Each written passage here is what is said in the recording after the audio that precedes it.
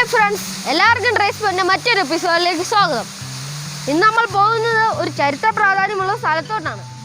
നിങ്ങൾ മഹാഭാരതം എന്ന് കേട്ടിട്ടുണ്ടോ? അതിൽ പാഞ്ചാലിയില്ലേ, നമ്മുടെ പഞ്ചപാണ്ഡവന്മാരുടെ ഒരേ ഒരു ഭാര്യ പാഞ്ചാലി എന്ന് പേരുള്ള ഇടുക്കിയിൽ ഒരു നാടുണ്ട്, പാഞ്ചാലിമേട്. അങ്ങോട്ടാണ് നമ്മുടെ ഇന്നത്തെ യാത്ര. നമുക്കൊന്ന് പോയാലോ? ഇങ്ങനത്തെ വെള്ളച്ചാട്ടങ്ങളും അരുവികളും ഒക്കെ കണ്ട് നമുക്ക് അങ്ങോട്ട് പോകാം.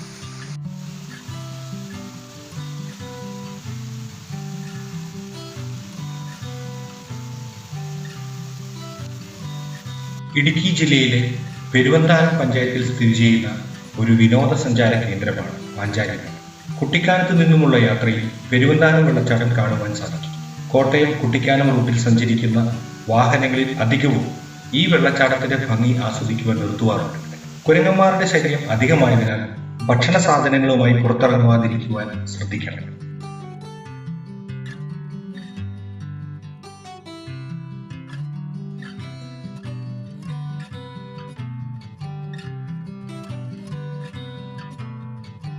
പെരുവന്താനം വെള്ളച്ചാട്ടം കഴിഞ്ഞ് മുറിഞ്ഞുപുഴ ജംഗ്ഷനിൽ നിന്നും ഇടത്തോട്ട് ചെങ്കുത്തായ ഇറക്കങ്ങളും ഇടുങ്ങിയ വഴികളും ഹെയർപിൻ വളവുകളും വലിയ കയറ്റങ്ങളും പിന്നിട്ട് 4 കിലോമീറ്ററോളം സഞ്ചരിച്ചാൽ പാഞ്ചാലിമേടായി.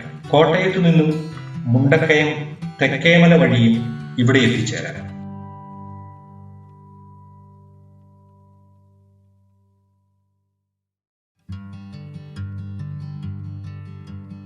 പാഞ്ചാലിമേട്ടിലെത്തുമ്പോൾ ചെറിയ ചെറിയ പെട്ടിക്കടകളൊക്കെ നമുക്കവിടെ കാണുവാൻ സാധിക്കും. ഇടുക്കിക്കാരല്ലേ, ഉപ്പിലിട്ട സാധനങ്ങൾ കണ്ടാൽ വിടാറില്ല.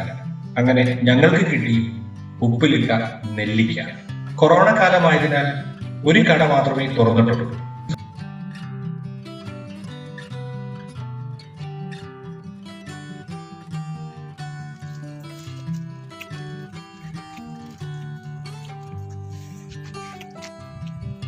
സമുദ്രനിരപ്പിൽ നിന്നും 2500 അടി ഉയരത്തിൽ സ്ഥിതി ചെയ്യുന്ന ഈ പാഞ്ചാലിമേടിന്റെ പ്രധാന ആകർഷണം സൂര്യോദയമാണ്.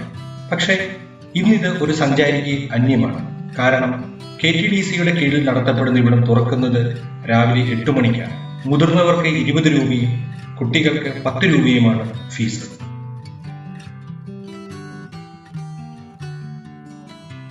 അപ്പോൾ ഫ്രണ്ട്സ്, നമ്മൾ പാഞ്ചാലിമേടിൽ എത്തിയിരിക്കുകയാണ്. നമ്മൾ ഇതുവരെ പോയതിൽ ഏറ്റവും നല്ല ഡെസ്റ്റിനേഷൻ ആട്ടോ ഇത്. പച്ച പുല്ല് കൊണ്ട് നിറഞ്ഞ് കറക്റ്റ് പൊക്കത്തിൽ തന്നെ വെട്ടിയിരിക്കുകയാണ്. പിന്നെ ഇവിടെ ഒരു ആന, ഒരു ഫൗണ്ടൈൻ ഉണ്ട് കേട്ടോ, ഫൗണ്ടൈനൊക്കെ ഉണ്ട്. എന്ത് ഭംഗി ഇവിടെ കാണാൻ. നല്ല ഇളം കാറ്റുമുണ്ട്. എനിക്ക് കൂടുതൽ സ്റ്റേയിലൊന്നും എടുക്കാൻ പറ്റുന്നില്ല. വോയിസ് ഓവറിലൂടെ മാമൻ്റെ ശബ്ദത്തിലൂടെ നിങ്ങൾക്ക് ചരിത്രം കേൾക്കാവുന്നതാണ്. അപ്പോൾ നമുക്കിനി കാഴ്ചകളിലോട്ട് പോകാം. സമീപകാലത്തായി ഒട്ടനവധി വികസന പ്രവർത്തനങ്ങൾ ഇവിടെ കാണുവാൻ കഴിയും. സംസ്ഥാന സർക്കാർ 3 കോടി രൂപ മുതൽ മുടക്കിയാണ് ഈ വികസനങ്ങൾ നടത്തിക്കൊണ്ടിരിക്കുന്നത്. കഴിഞ്ഞ വർഷം ഖജനാവിലേക്ക് 55 ലക്ഷം രൂപയുടെ വരുമാനം പാഞ്ചാലിമേട്ടിൽ നിന്നും ലഭിക്കുകയുണ്ടായി. സഞ്ചാരികളുടെ തിരക്ക് അത്രയധികം ഉണ്ടാവും. ഈ ഇളം കാറ്റേറ്റ് നിന്നുകൊണ്ട് പാഞ്ചാലിമേട്ടിൽ നിന്നുമുള്ള വിദൂരക്കാഴ്ച അതീവ സുന്ദരം തന്നെയാണ്. നമ്മൾ നോക്കി നിൽക്കെ കണ്ണെത്താ ദൂരത്ത് കാണുന്ന മലനിരകളിൽ വെയിലുകൾ മിന്നി മറയുന്നത് കാണുവാൻ സാധിക്കും.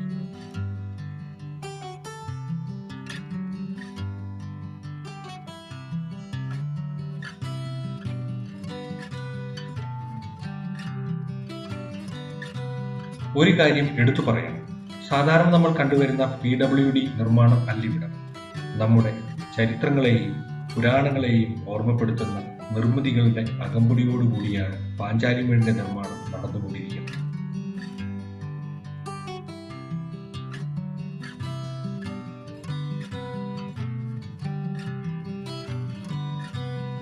പാഞ്ചാലിമേട് കാണുവാൻ വരുന്നവർ 1 കിലോമീറ്ററെങ്കിലും നടക്കുവാൻ പ്രാപ്തരായിരിക്കണം. കാരണം ഈ ഇളം കാറ്റും പ്രകൃതി ഭംഗിയും താഴ്വാരങ്ങളും നടന്നു തന്നെ വേണം ആസ്വദിക്കുവാൻ. നടക്കാതെ വേറെ മാർഗവുമില്ല. ഈ കല്ലുപാകിയ വഴികളിലൂടെ ഇരുവശവുമുള്ള കാഴ്ചകൾ ആസ്വദിച്ചു വേണം താഴ്വാരങ്ങൾ കാണുവാൻ, മലമുകളിലേക്ക് നടന്നു കയറുവാൻ. നടന്ന് ക്ഷീണിക്കുന്നവർക്കായി വഴിയരികിൽ തണൽ നോക്കി ബെഞ്ചുകളിൽ വിശ്രമിക്കാം.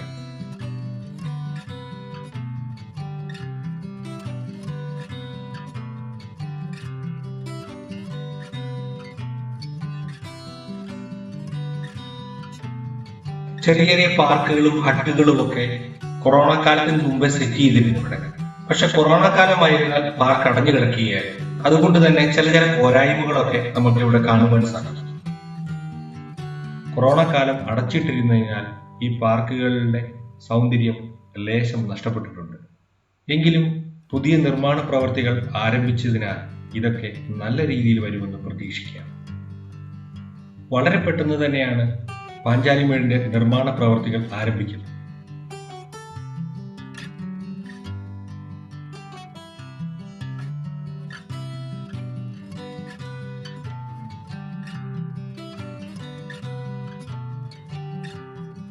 പ്രധാനമായും 2 കുന്നുകളാണ് ഇവിടെ. ഒരു കുരിശുമലയും മറ്റൊരു കുന്നിൽ ഭുവനേശ്വരി ക്ഷേത്രവും. പണ്ട് പഞ്ചപാണ്ഡവന്മാർ പാഞ്ചാലിയുമൊത്ത് ഇവിടെ താമസിച്ചിരുന്നു എന്ന് കരുതപ്പെടുന്നു. ആയതിനാലാവണം പാഞ്ചാലിമേട് എന്ന് പേര് വരാൻ കാരണം. ആ സമയത്ത് അവരുടെ സഹായികൾ ആദിവാസി ഗോത്ര സമുദായം ആയിരുന്നു എന്നും പറയപ്പെടുന്നു. പരുന്തുംപാറയിൽ കാണുന്ന പോലെ തന്നെ പൊന്നമ്പലമേട്ടിൽ തെളിയുന്ന മകരവിളക്ക് പാഞ്ചാലിമേട്ടിൽ നിന്നും വളരെ വ്യക്തമായി കാണുവാൻ സാധിക്കും.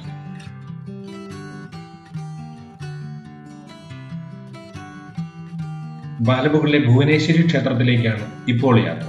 ഇവിടെയും നല്ല നല്ല കാഴ്ചകൾ നമ്മളെ തേടിയിരിപ്പുണ്ട്.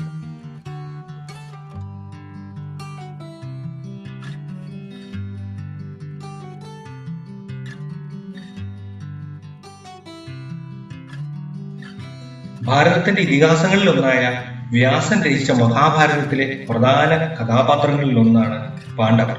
പാണ്ഡുവിന് കുന്തിയിലും മാന്ദ്രിയിലും ജനിച്ച പുത്രന്മാരാണ് പാണ്ഡവർ എന്ന് അറിയപ്പെടുന്നത്. പക്ഷേ യഥാർത്ഥത്തിൽ ഇവർ പാണ്ഡുപുത്രന്മാരല്ല. മുനിശാപത്താൽ പാണ്ഡുവിന് സ്ത്രീ സംസർഗം നിഷിദ്ധമായതിനാൽ പുത്രസമ്പാദനത്തിന് കുന്തിയും മാന്ദ്രിയും മറ്റു ദേവന്മാരെ ആശ്രയിച്ചു. ദുർവാസാവ് മഹർഷി കുന്തിക്ക് തന്റെ ബാല്യകാലത്ത് ഉപദേശിച്ചു കൊടുത്ത മന്ത്രത്തിന്റെ ശക്തിയാലാണ് കുന്തി ഇത് സാധ്യമാക്കിയത്. 3 മന്ത്രങ്ങൾ ഉപയോഗിച്ച് കുന്തി യമധർമ്മൻ, വായുദേവൻ, ദേവേന്ദ്രൻ എന്നീ ദേവന്മാരിൽ നിന്നും 3 പുത്രന്മാരെ സമ്പാദിച്ചു. അവരാണ് യുധിഷ്ഠിരൻ, ഭീമൻ, അർജുനൻ. പിന്നീട് അവസാന മന്ത്രം മാന്ത്രിയെ ഉപദേശിച്ചു നൽകുകയും മാന്ത്രി അശ്വിനി ദേവന്മാരിൽ നിന്നും ഇരട്ട സന്താനങ്ങളായ നകുലനെയും സഹദേവനെയും സമ്പാദിച്ചു. അങ്ങനെ പാണ്ഡുവിന് 5 പുത്രന്മാർ ജനിച്ചു. ഇവരാണ് പഞ്ചപാണ്ഡവർ എന്ന് അറിയപ്പെടുന്നത്. കുന്തിക്ക് ഇവർ കൂടാതെ ഒരു പുത്രൻ കൂടി ഉണ്ട് കേട്ടോ, സൂര്യദേവനിൽ നിന്ന് ലഭിച്ച നമ്മുടെ കർണൻ. ഈ ചരിത്രങ്ങളെയെല്ലാം ഓർമ്മപ്പെടുത്തുന്ന നിർമ്മിതികളാണ്, പുതിയ നിർമ്മിതികളാണെങ്കിലും ഇവിടെ നമുക്ക് കാണുവാൻ സാധിക്കും. പഞ്ചപാണ്ഡവന്മാരുമായി ബന്ധിപ്പിച്ച് കേരളത്തിൽ ഒട്ടനവധി കഥകളുണ്ട്. നിലമ്പൂരിനടുത്തുള്ള എടകര ഏകചക്ര എന്ന പേരിന്റെ രൂപമെന്ന് വിശ്വസിക്കപ്പെടുന്നു. ഇവിടെ വെച്ചാണ് ഭീമൻ ബഗനെ വധിച്ചത്. അങ്ങനെ താഴ്വാരങ്ങളുടെ കാഴ്ച ആരംഭിക്കുകയും താഴ്വാരങ്ങളുടെ ദൃശ്യഭംഗി വിദൂരത്ത് നിന്ന് നമുക്ക് നോക്കിക്കാണുവാൻ സാധിക്കും. ഈ താഴ്വാരങ്ങളുടെ ഭംഗി ഇവിടെ നിന്ന് നേരിട്ട് ആസ്വദിക്കുവാൻ പ്രത്യേക ബെഞ്ചുകളൊക്കെ നിർമ്മിച്ചിട്ടുണ്ട്. അങ്ങ് അകലെ മലമുകളിലൂടെ ബസ്സുകളൊക്കെ പോകുന്നത് നമുക്ക് കാണുവാൻ സാധിക്കും. താഴ്വാരങ്ങളുടെ വിദൂര കാഴ്ചകൾ എത്രയോ മനോഹരമാണ് ഇവിടെ. ഇവിടെയും ചെറിയൊരു മ്യൂസിക്കിനുള്ള തയ്യാറെടുപ്പുകളിലാണ്. പക്ഷേ കീബോർഡിന് ചെറിയ പ്രശ്നങ്ങൾ ഉണ്ടായതിനാൽ അത് ഒഴിവാക്കിയിട്ടുണ്ട്.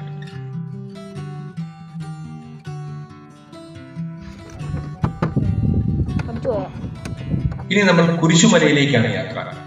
ഇത് കുരിശുമല ഒരു തീർത്ഥാടന കേന്ദ്രം തന്നെയാണ്.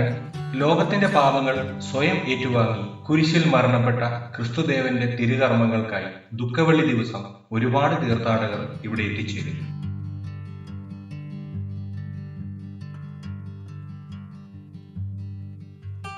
നല്ല ഇളം കാറ്റുകളും താഴ്വാരങ്ങളും ആസ്വദിച്ചിരിക്കുവാൻ ചെറിയ ചെറിയ ഇരിപ്പിടങ്ങൾ അങ്ങിങ്ങായി നിർമ്മിച്ചിട്ടുണ്ട് ഇവിടെ.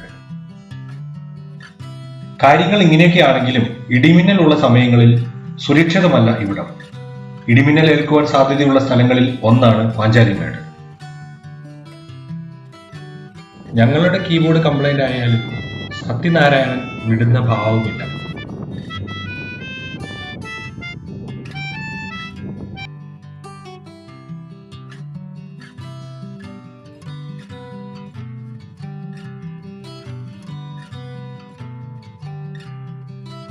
ചരിത്രത്തിന്റെ അവശേഷിപ്പുകളായി നന്നങ്ങാടികൾ ഇവിടെ കാണുവാൻ സാധിക്കും. ഇതാണ് നന്നങ്ങാടികൾ.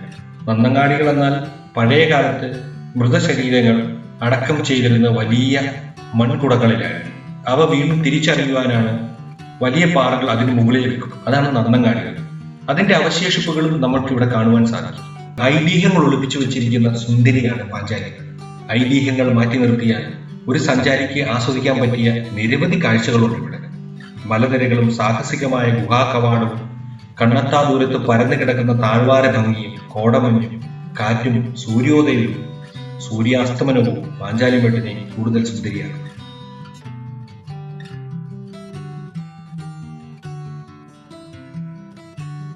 ഇടതുവശത്തായി പാഞ്ചാലി കുളിച്ചു എന്ന് വിശ്വസിക്കുന്ന പാഞ്ചാലിക്കുളം ഉണ്ട്.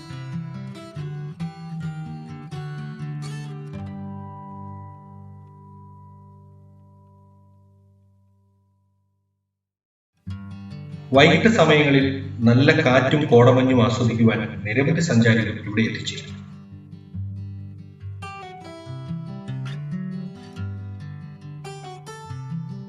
അപ്പോൾ എങ്ങനെ ഉണ്ടായിരുന്നു കാഴ്ചകൾ? നന്നായില്ലേ?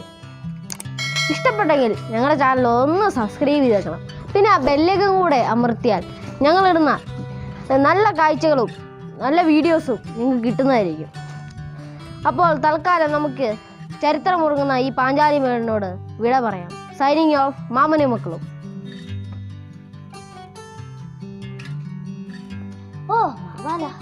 ഫേസ്ബുക്ക് ലൈക്ക് അടിക്കാൻ മറക്കരുത്. Ta-ta, bye bye, see U.